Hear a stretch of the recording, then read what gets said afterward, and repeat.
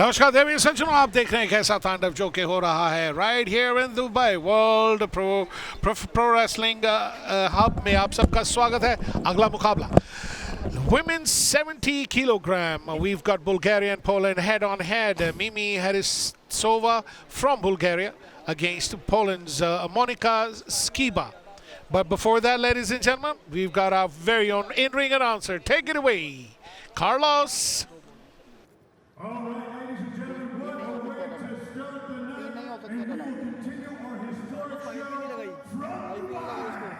Next up, we have an exhilarating matchup in the women's 70-plus kilogram category. Mimi Hertsova from Bulgaria, a decorated World Championship bronze medalist and European Championships bronze medalist, will take on Monika Skiba from Poland, an international wrestler known for her skill and agility. Get ready for a display of strength, technique, and determination as these two talented wrestlers vie for victory. Introducing your first warrior, fighting out of the orange corner from Bulgaria. Please welcome Mimi Hertsova.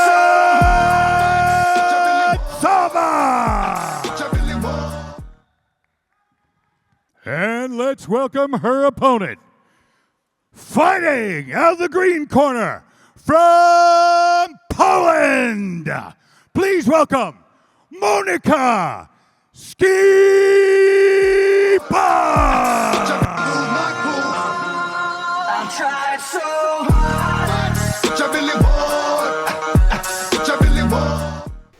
There you have, ladies and gentlemen, right in front of you, two very talented and powerful wrestlers.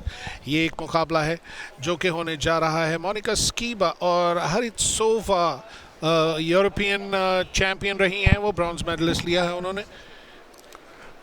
और ये जो 2 बार की European champion है मिमी रेस्तोवा, और Tokyo Olympic और Rio Olympic में भी शिरकत कर चुकी हैं, और इस साल जगरेव ओपन जो कि रैंकिंग टूर्नामेंट है जॉर्जिया में जो हुआ उसमें भी शिरकत की। और वही मोनिका स्काइबा जो कि हरे परिधान में, हरे कपड़ों में है, और यहाँ पर एक लाभ की स्थिति उन्होंने गवाई, और एक तरह से कहते हैं ना, आ बैल मुझे मार, वो वाली काम इन्होंने कर दी।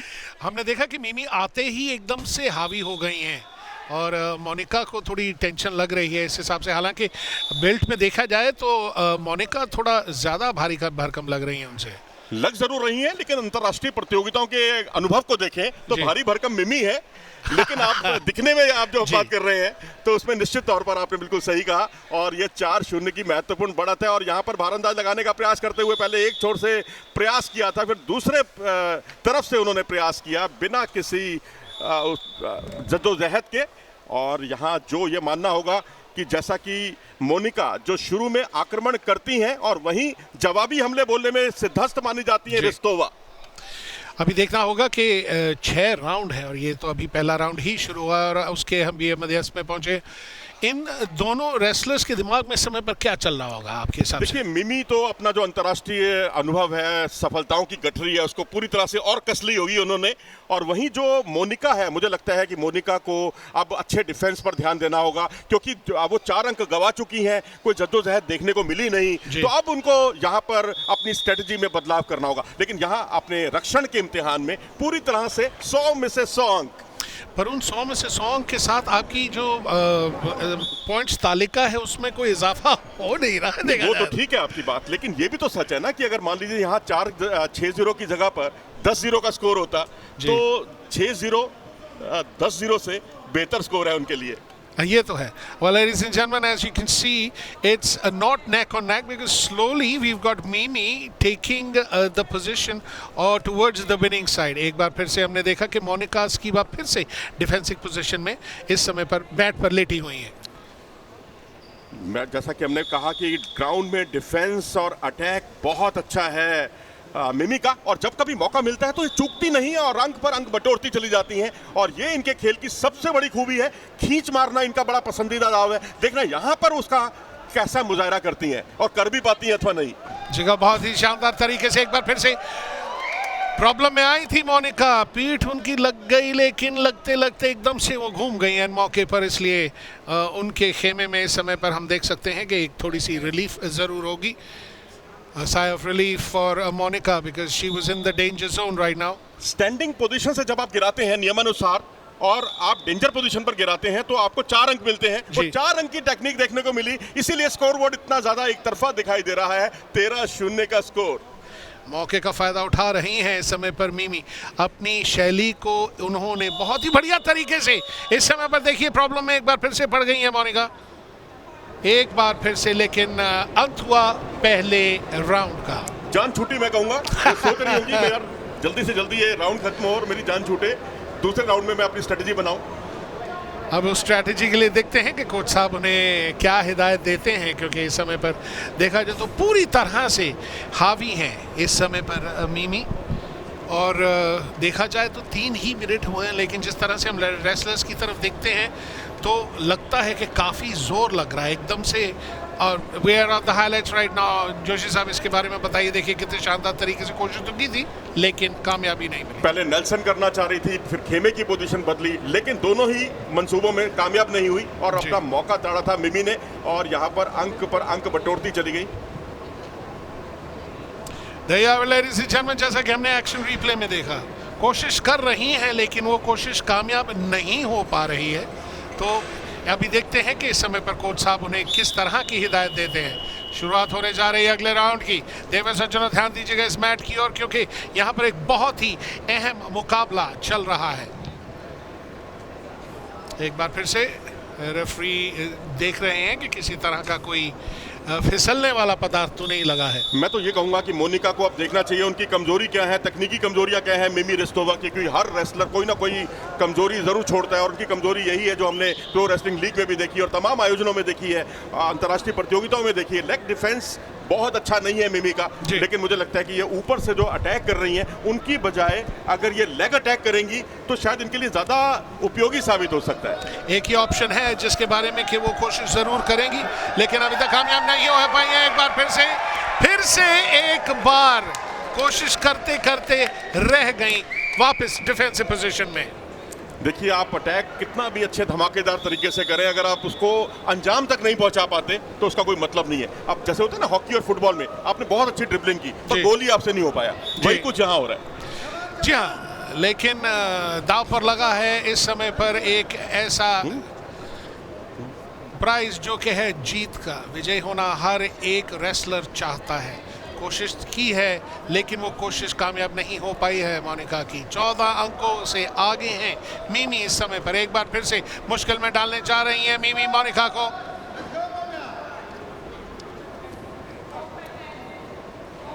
और यहाँ भारंदाज लगाने की टेक्निक, लेकिन उन्होंने अपील की रेफरी से, रेफरी ने मुकाबले को रुकवाया, फिर जान छूटी उनकी। अटैक देखने को नहीं मिल रहा, जो अटैक उनको करना चाहिए वो अटैक उनकी अपोनेंट कर रही है। मनोज जी, ये जो आपने बहुत इंटरेस्टिंग बात की कि इनका जो इंस्टेंटली भी आप चैलेंज कर सकते हैं यहाँ पे जो चल रहा था, ऐसा कुछ लग रहा था, क्योंकि जिस तरह से ऑब्जेक्ट किया था और उसकी बात रेफरी ने सुनी, ये एक अच्छी बात है, एक अच्छी खेल भावना है और रेफरी का तो खैर काम ही यही है और उन्होंने उसकी बात को माना। और अब देखिए यहाँ पर एक बार फिर से एक अटैक और एक तरह से मैं कहूंगा तकनीकी दक्षता, जिसे आप टेक्निकल सुपीरियरिटी कहते हैं, उसका खतरा मंडराता हुआ लगातार दूसरे मुकाबले में। यहाँ पे कोई टेंशन हो रही है, टॉवल को अंदर फेंका गया है रिंग के बीच, लगता है कि कोई टेंशन होने जा रही है। रेफरी की ओर से टॉवल फेंका गया।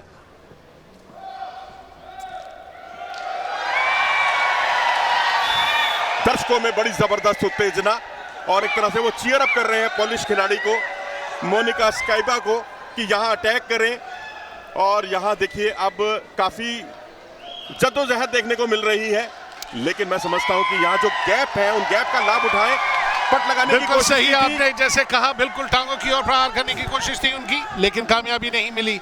मुझे तो यही उम्मीद है कि किसी तरह से दर्शकों की ये जो वेल विशेस हैं ये एक ऊर्जा की तरह काम करें मोनिका के लिए, क्योंकि अभी उन्होंने अपना खाता भी नहीं खोला है। और वही हुआ टेक्निकल सुपीरियरिटी के बहुत ही करीब, यानी 20 अंकों का फासला और मुकाबले को समाप्त करने के लिए महज 1 अंक की दरकार है इस समय। ध्यान दीजिए, इस समय पर केवल 1 अंक दूर हेलो। खाता भी नहीं खुल पाया इस समय पर। Saved by the bell, Manoj ji इसको ये कहा जाता है, क्योंकि एन मौके पे राउंड नंबर 2 की समाप्ति और 1 अंक शेष है इस समय पर विजय से दूर। देखना यह है कि क्या होगा इस समय पर। मिमी इस समय पर मेरे हिसाब से श्योर शॉट विजेता है कि नहीं? बिल्कुल, 2 बार के ओलंपियन भी हैं और लगातार सफलताओं की, जैसे मैंने कहा कि गठरी को पूरी तरह से कसा हुआ है उन्होंने, और वो सब इस मुकाबले में भी देखने को मिला। और मोनिका शुरुआत जरूर करती हैं, लेकिन वही बात है कि अगर आप उसे अच्छी शुरुआत को अंजाम तक नहीं पहुंचा पाती तो उसका कोई मतलब नहीं है। लेकिन हैरानी की बात यह है कि अगर हम इससे पहली फाइट भी अगर हम देखें, जो पहला मैच हुआ था उसमें मेरे हिसाब से ये ओके, अभी हम देखते हैं इस समय पर। These are the highlights as you can C.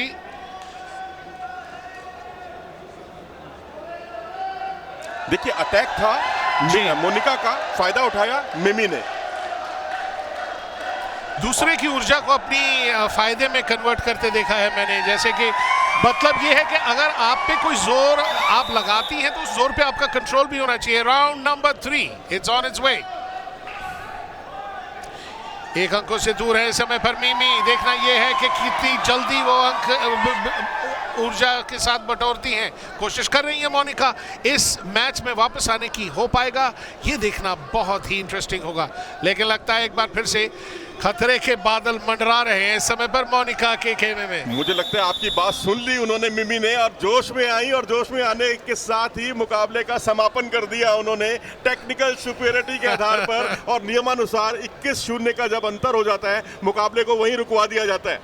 Ladies and gentleman, जैसा कि आप देखते हैं ये है विजेता। ऑरेंज ट्रक्स में बुल्गारिया की मिमी, जिन्होंने के इस बाउट को जीत लिया है।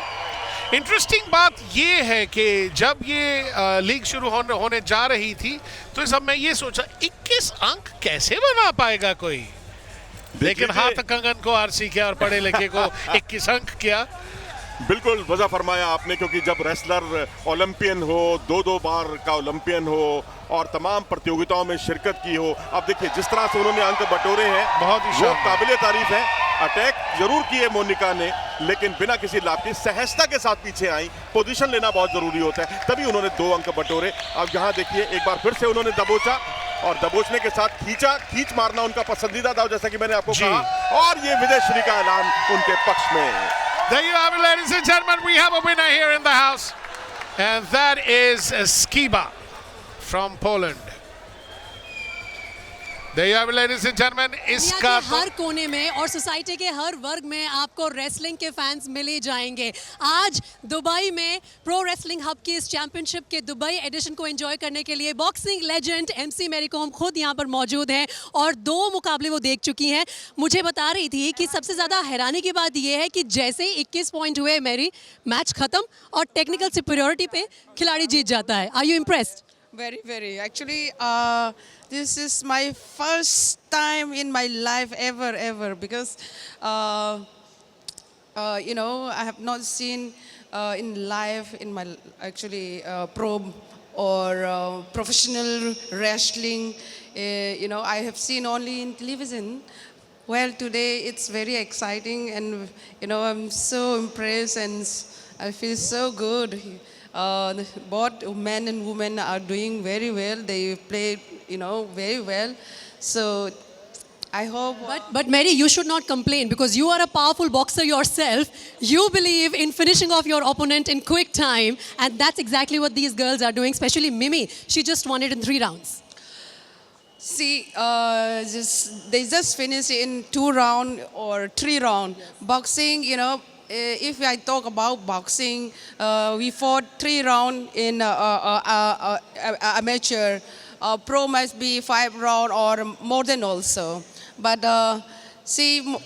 until unless the referee stop in the first round or the second round, the opponent is not hurting, it will go till 3 rounds or मार पड़ती रहती है उसमें। मार पड़ते रहते हैं, लगातार मारना पड़ता है। So it is totally मतलब अलग है। और ये आज ये रेसलिंग का जो मुकाबला देखने आया मुझे बहुत अच्छा लगा. इवन जैसे हम भी फील कर रही हैं कि कभी ट्राई करेंगे मेरी रेसलिंग मैट पे उतरना? को ट्राई तो कर सकती हूँ because I am also a boxer, also I am a player. I can try but it is another tough. Must be it will be tough for me, but I think I will learn quickly, and I will do good also. I'm sure you will do well even in this sport. लेकिन as a viewer, I think what really catches the audience of wrestling is that it's so fast. जल्दी जल्दी matches खत्म हो जाते हैं, लोगों का interest कभी खत्म नहीं होता है रेसलिंग में. और वहीं पे प्रो रेसलिंग हब जब इस लेवल का कंपटीशन प्रोवाइड करता है तो खेल को भी बढ़ावा मिलता है. But I feel so so good, and so I feel so proud to be a part of today for this event, World Professional Wrestling Hubs, and I'm so glad there are so many fans follows to come and watch the wrestling match. So thank you so much for coming, especially our Indian and as well as I think there This is international audience. international audience, of course. The fans follows, Yes. So I would like to thank each and everyone for coming to watch this match. So to support, especially to support the wrestling, So I'm glad, and I'm also happy to be a part of. And thank you for inviting me, to having me, of course. So Absolutely our pleasure, Mary. Thank you so much for coming here and being a part of this competition. Thank you, and join us back in the audience because there are a lot of such splendid matches lined up. एक भारत पाकिस्तान का तड़का भी है, वो थोड़ा बाद में, लेकिन अभी चलते हैं commentators के पास for match number 3 of this evening. International Pro Wrestling Championship 2024. This is the World Professional Wrestling Hub. आने वाली है एक बहुत ही इंटरेस्टिंग फाइट जो कि होने जा रही है आइवरी कोस्ट और यूएई के बीच में. जोशी साहब, इसके बारे में देखिए, थोड़ा यूएई बताइए. का रेसलर है और यहाँ पर बहुत ही बेसब्री के साथ हर कोई उनका इंतजार कर रहा है, बादर अली का. और साथ में आइवरी कोस्ट, जिसे फुटबॉल के लिए जाना जाता है, कुश्ती में अपनी विशिष्ट पहचान बनाते हुए आइवरी कोस्ट और बोरिस जादी. Ladies and gentlemen, let's take a short break. अपनी ऊर्जा को बचा कर रखिए क्योंकि we're back with another action.